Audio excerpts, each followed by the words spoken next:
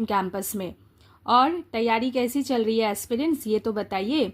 मुझे बहुत अच्छे से पता है, अगर आप कॉम्पिटिटिव एग्जाम्स की तैयारी कर रहे हो ना, तो आपको खूब सारे प्रॉब्लम्स आते हैं regarding error detection, error correction, spotting the error. तो चलिए इस 5 मिनट वाले वीडियो लेसन पे आप लोग देख लीजिए कि एक इम्पॉर्टेंट क्वेश्चन का हल हम लोग कैसे करते हैं। ठीक है, सबसे पहले इंस्ट्रक्शन को पढ़ लेते हैं without wasting our time. In each sentence identify the segment that contains the grammatical error. If the sentence has no error select no error. ठीक है, now let us read the question. Question को पढ़ लेते हैं। After working so much in the fields yesterday did you took a break. सो सबसे पहले जब हम लोग एरर को स्पॉट करते हैं तो हमें क्या देखना पड़ता है, अगर कुछ क्लू या फिर हिंट दिया है तो देखिए यहाँ पे एक वर्ड है येस्टरडे। ठीक है, तो येस्टरडे अगर कह दिया गया तो इसका टेंस फिर क्या बनेगा, इसका टेंस बनेगा पास्ट टेंस। क्लियर हो रहा है आप लोगों को फ्रेंड्स।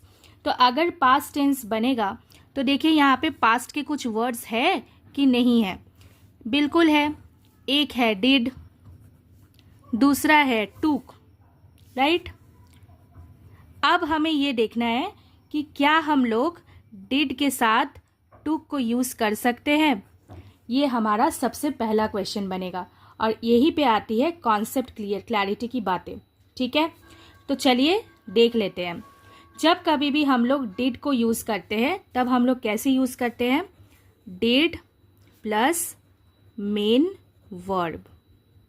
Is that clear. हम लोग हमेशा डिड के साथ मेन वर्ब को यूज करते हैं। अगर आपके लिए यहाँ पे मैंने देखिए एग्जाम्पल्स भी दे रखी है। V1 जब कभी भी वर्ब का पहला फॉर्म हम लोगों को दिखे तो वो होता है main verb. Is that clear. तो वो होती है मेन वर्ब, राइट। तो टेक से बनता है टूक, टूक से बनता है टेकन। तो फिर यहाँ पे फिर प्रॉब्लम कहाँ पे है, देखिए यहाँ पे डिड है और इसके साथ टूक है, तो प्रॉब्लम लाइंग हियर। ठीक है, तो एरर कहाँ पे है, ऑप्शन नंबर 4 पे अपना एरर है। इज दैट क्लियर, क्योंकि डिड के साथ टूक कभी नहीं होता है। यहाँ पे क्या बनना चाहिए था, डिड प्लस टेक। ओके, तो ये क्वेश्चन क्या बनता फिर, did you take a break,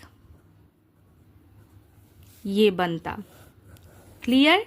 तो चलिए एग्जाम्पल्स के साथ देख लेते हैं।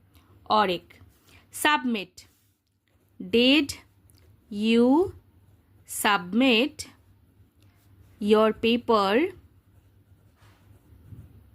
On time.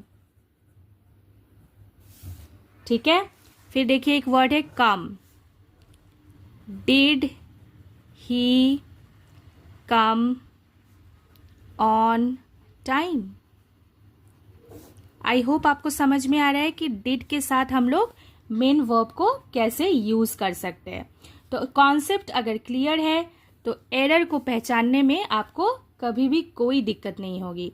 I hope with this concept video you have understood कि कैसे डिड के साथ हम लोग मेन वर्ब का यूज करते हैं, जो कि ये V2 का फॉर्म है।